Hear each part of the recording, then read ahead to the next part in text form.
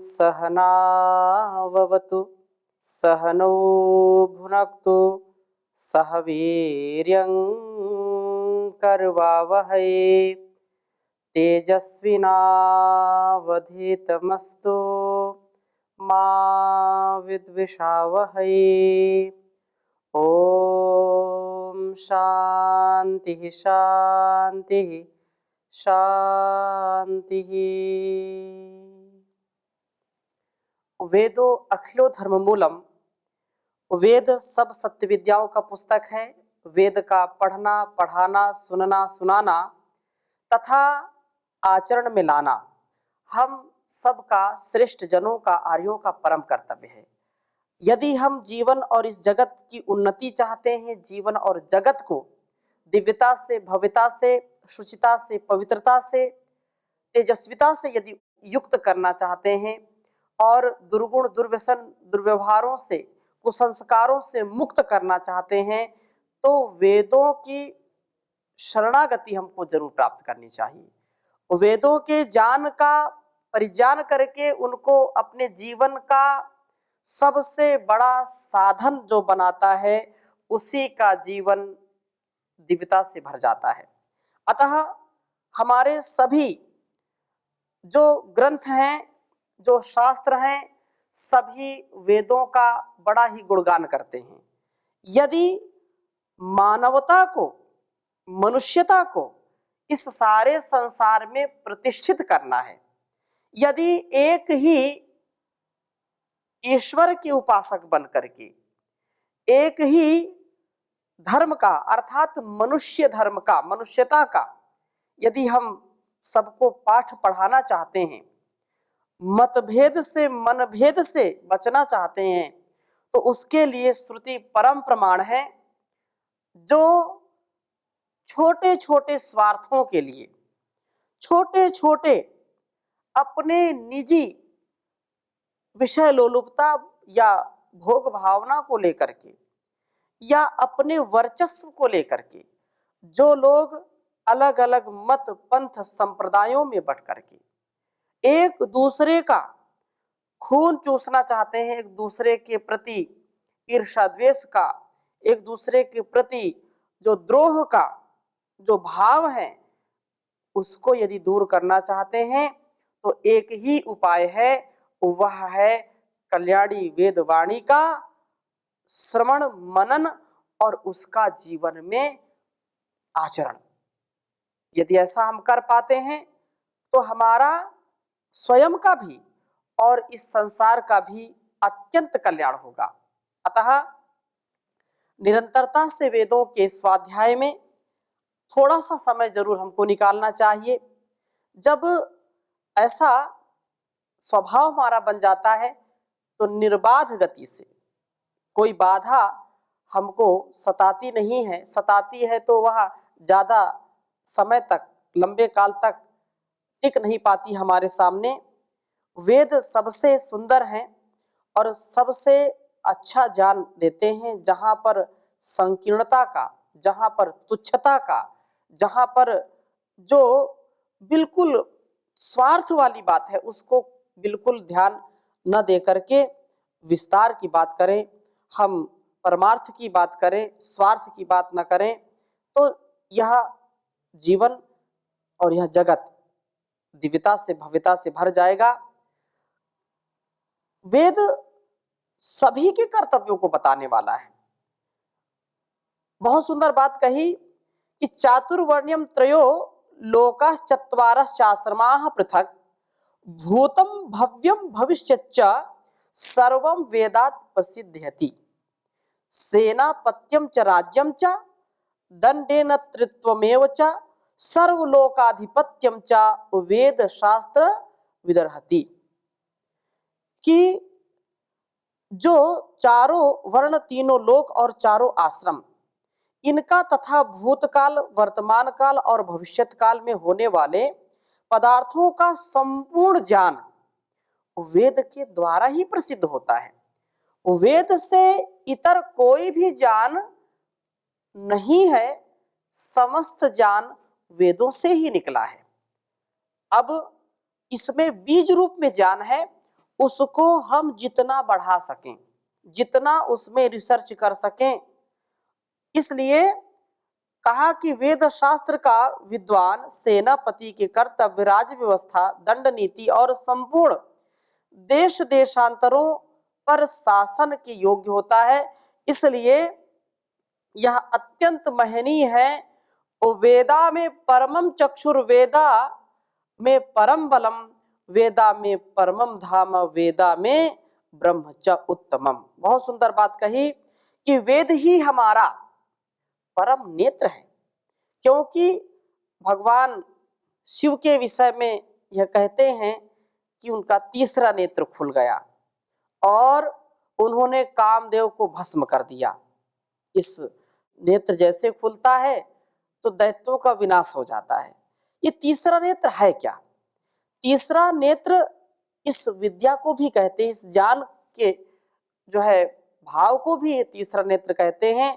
जब ज्ञान हमारे जीवन में उतर जाता है, हम ज्ञानी हो जाते हैं, तो काम वासनाओं का सर्वथा विनाश हो जाता है, स्वार्थ का विनाश हो जाता है, जहां पर संकीर्णता है उसका विनाश हो जाता है और विशालता हमारे स्वभाव में उतर जाती है। इसलिए यह अत्यंत महनीय है।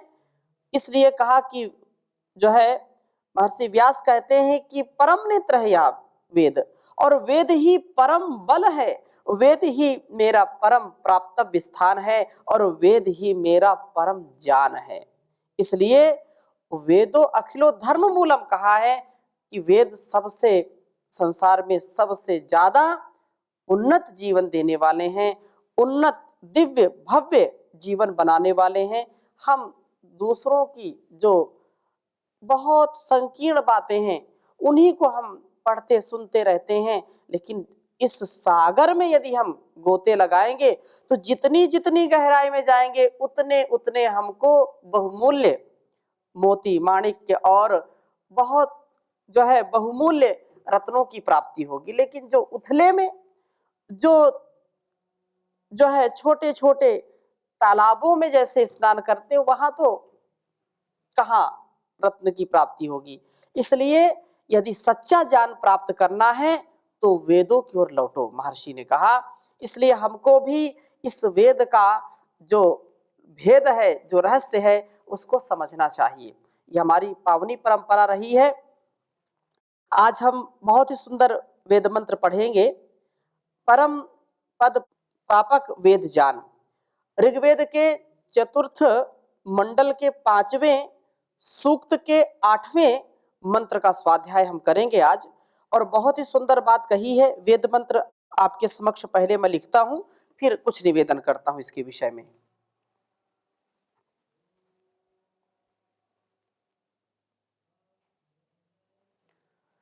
ओम प्रवाच्यम वचसः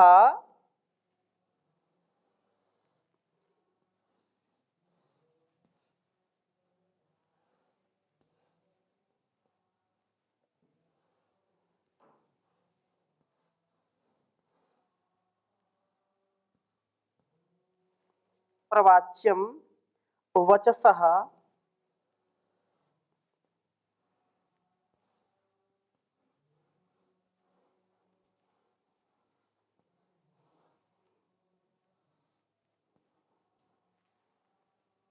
किम में अस्य गुहा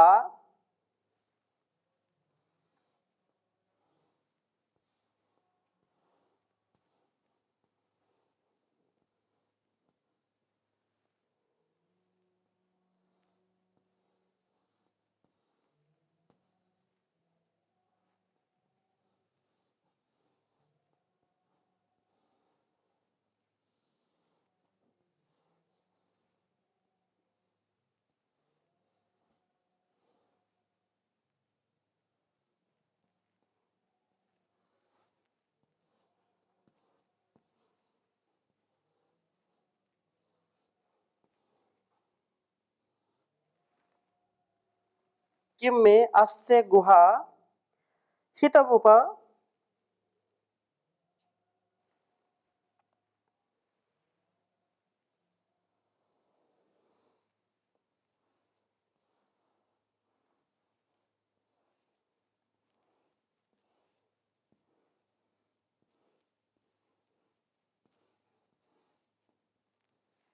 हितमुप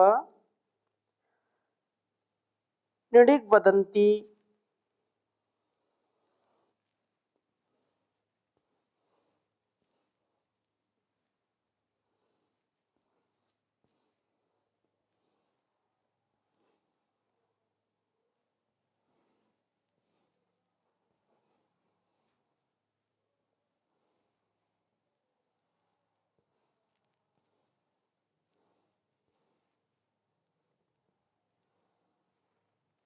निडिग्वदन्ति यद् स्त्रियाणामप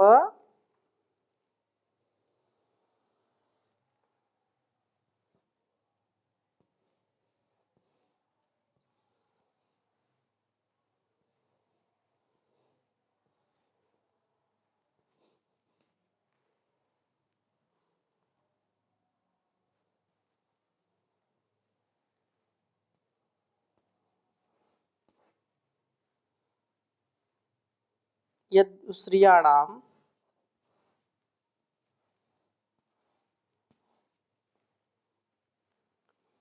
अणामप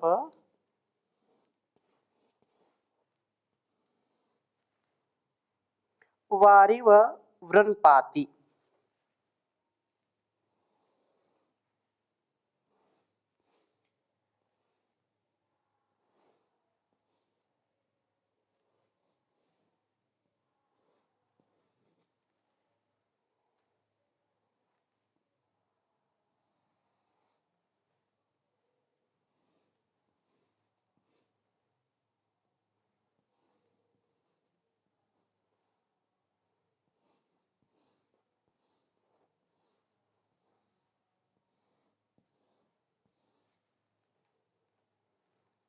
व्रन्पाति प्रियं रूपो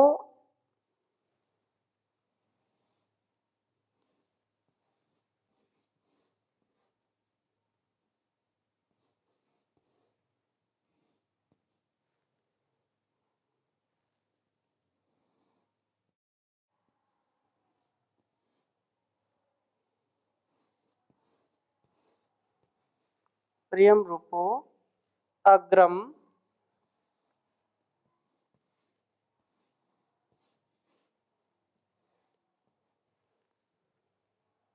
पदम वेहे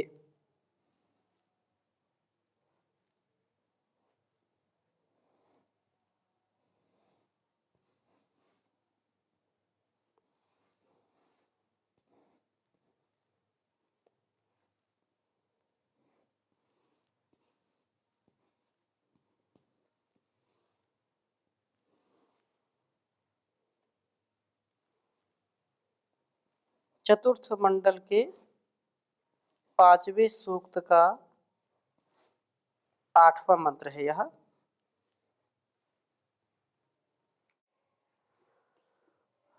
ओम प्रवाच्यं वचसः किं मे अस्य गुहाहितमुप निवदन्ति यद् स्त्रियाणामपवारिवृण्पाति प्रियं रूपो अग्रम पदं वेहे। ओम प्रवाच्यं वचसः किं मे अस्य गुहाहितमुप निवदन्ति यद् स्त्रियाणामपवारिव वृण्पाति प्रियं रूपो अग्रम पदम वेहे। बहुत सुंदर प्रार्थना की है। मैं मेरे लिए दिए गए अस्य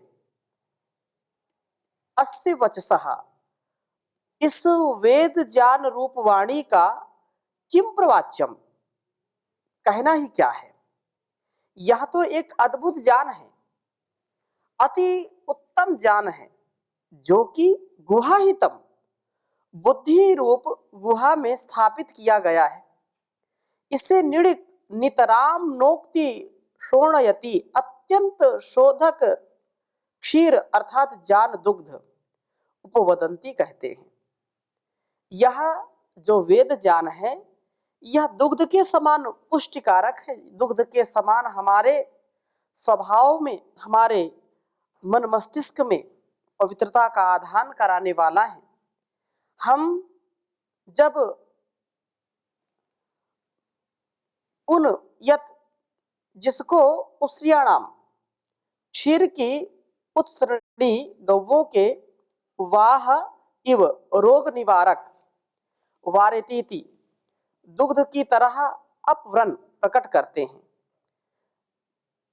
इस ज्ञान दुग्ध को वेदवाणी रूप गौ से प्राप्त करते हैं। जैसे हम गौवों से दूध प्राप्त करते हैं और उस दुग्ध का सेवन करते हैं तो रोग प्रतिरोधक क्षमता बढ़ती है, अनेक प्रकार के रोगों से हमारी निवृत्ति होती है, रोगों का निवारण होता है और हम मन से भी और तन से भी बलिष्ठ बनते हैं। आत्मबल जागृत होता है, शरीर बल जागृत होता है, बुद्धि बल बढ़ता है। ठीक उसी प्रकार से यह जो वेदवाणी है, कल्याणी वेदवाणी जो गौ के रूप में है और इसके द्वारा दिए गए जो ज्ञान है या जो उपदेश हमको इससे मिल रहा है, यह ज्ञान दुग्ध सब मानस आदियों का निवारक है। हमारे अंदर जो कुविचार हैं, जो कुंठा है, जो कुत्सित भाव हैं, जो कलमश हैं, उन सबको दूर करने का यह परम उपाय है। इस वेद के ज्ञान से हमारे अंदर की जो संकीर्णता है, जो तुच्छता है, जो बिल्कुल स्वार्थ में हम सने हुए हैं, स्वार्थ से लिप्त हैं, वह लिप्सा, वह लिप्तता दूर हो जाती है। जो काम, क्रोध, लोभ, मोह, ईर्ष्या, द्वेष, छल, कपट और मोह मत्सर आदि दोष हैं, वे सब मानसिक दोष नष्ट हो जाते हैं, उनका निवारण होता है। जैसे कि गौओं का दूध शरीर की व्याधियों का नाश करने वाला है, ऐसे ही वेद वाणी अर्थात यह जो ज्ञान दुग्ध है, इस दुग्ध से वेदवाणी रूप गौ से जो प्राप्त करते हैं हम, इससे हमारे मानस रोग दूर होते हैं। मानसिक जो रोग है उनको आधि कहते हैं और जो शारीरिक रोग होते हैं उनको व्याधि कहते हैं। तो इससे हमारी आधियां मिट जाती हैं, मानसिक रोग मिट जाते हैं। यह ज्ञान रूपः, ज्ञान को अग्नि आदि ऋषियों के, अग्नि, वायु, आदित्य, अंगिरा आदि ऋषियों का जो ज्ञान है, जो परमात्मा ने उनको दिया और फिर परंपरा से हम सब तक पहुंचा है। तो इस प्रकार से ऋषियों के हृदयों में आरोपित करने वाले ये जो गतिशील प्रभु के अग्रम प्रियम पदम, सर्वश्रेष्ठ सर्व आनंदमय पद को पाती हमारे लिए रक्षित करता है। यह ज्ञान हमें सदा उन्नति के पथ पर ले जाता है, हमें परम पद को प्राप्त कराता है। यह ज्ञान हमें उस विष्णु के परम पद को प्राप्त कराता है, विश्व व्याप्तौ, जो सर्वत्र व्याप्त है, सब जगह सब स्थान में विद्यमान है। वह भगवान जो इंसान ऐसा ज्ञान का आधान करता है, उसका जीवन भी महान बन जाता है और वह जहान को भी महान बनाने का महान कार्य करता है। इसलिए इससे हम कभी भी विचलित ना हो, कभी इससे हम भूले नहीं, भटके नहीं। हम वेद के ही इस ज्ञान को सदा आगे बढ़ाते रहें, क्योंकि संसार में अनेक पथ हैं, लेकिन भूल भटक करके जाना क्यों, जब हमको यह अध्यात्म का, यह वेद रूपी ज्ञान का राजमार्ग हमारे सामने है। यह जो हाईवे है, जब हाईवे हमारे सामने इतना विशाल दिया हुआ है, तो हमको ऐसे जहाँ कांटे भी हैं, खूंटे भी हैं, जहाँ पर खंदक है, खाइयां हैं, जहाँ पर अनेक उलझने हैं, ऐसे पथ पर क्यों जाना, पगडंडियों से क्यों जाना, इधर उधर क्यों धक्के खाना। हमको तो यह राजमार्ग मिला है, इस राजमार्ग से यात्रा करना कितना सुखद होगा। लेकिन जो लोग अपने स्वभाव से विवश हैं, मजबूर हैं, वे जानबूझ करके इस पथ पर नहीं चलना चाहते हैं। जानबूझ करके वो ऐसे भोग भावनाओं से, वासनाओं से, स्वार्थों से बंधे हुए होते हैं कि उनसे वो छूट नहीं पाते हैं। जिससे उनको बड़ी ही हानि उठानी पड़ती है। इसलिए हम अपने इस जीवन को वेद के अनुसार चलाएं और जगत में दिव्यता का आधान करें। बात तो छोटी सी है, लेकिन ये केवल बात ही नहीं है, इसको हम जब समझेंगे तो गहराई से समझ करके इसको आत्मसात भी करेंगे। केवल उपदेश की बात नहीं है, केवल आदेश संकेत की बात नहीं है।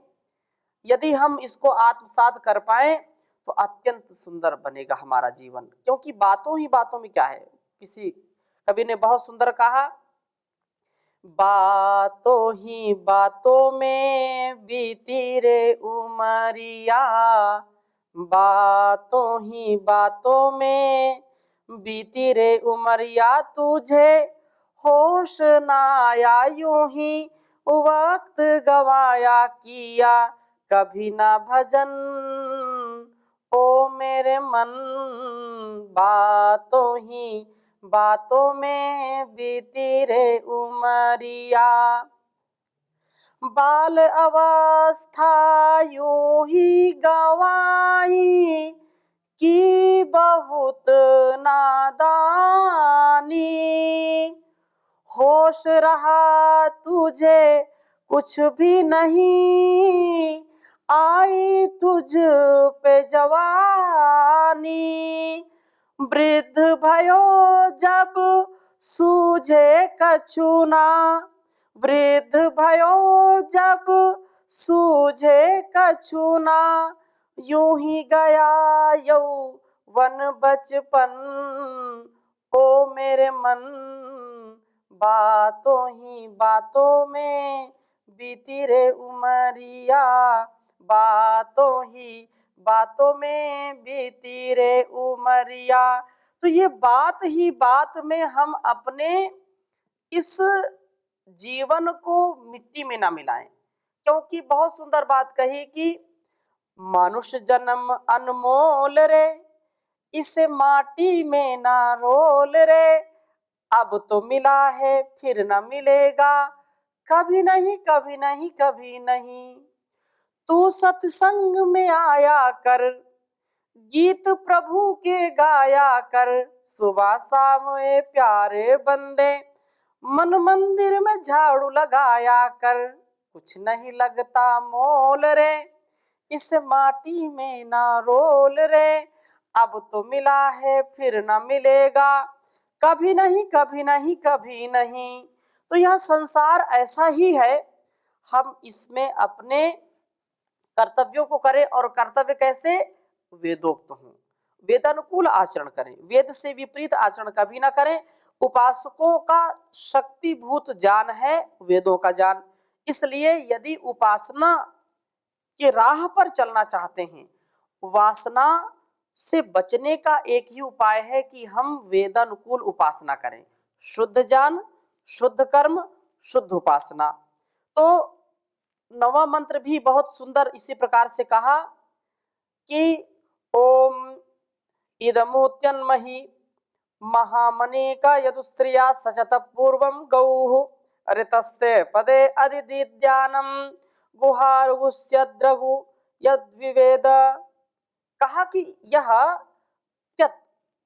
वह वेद ज्ञान निश्चय से अत्यंत महान है, महत्वपूर्ण है। यह महान महापूजायाम उपासना की वृत्ति वालों का अनीकम यह बल है, यह वह ज्ञान है जिसे पूर्वम सृष्टि के प्रारंभ से जो है ऋषियों को दिया उस परमात्मा ने, और प्रारंभ में दिए जाने वाले पूर्वस्मिन काले भवम, यह पालन व पूर्ण करने में उत्तम ज्ञान का उसरिया ज्ञान क्षीर का उत्श्रावण करने वाली यह गौ, जो वेदवाणी रूप गौ सचत अपने में समवेत करती है। ऋतस्य पदे, ऋत के मार्ग में, अर्थात जहां भी ऋत का आचरण होता है, जहां सब कार्य ऋत पूर्वक होते हैं, जहां पर असत्य, अधर्म, अन्याय, अविद्या, अज्ञानता नहीं है, जहां पर ज्ञान पूर्वक, जहां पर विवेक पूर्वक, वैराग्य पूर्वक और वेदानुकूल जहां पर आचरण है,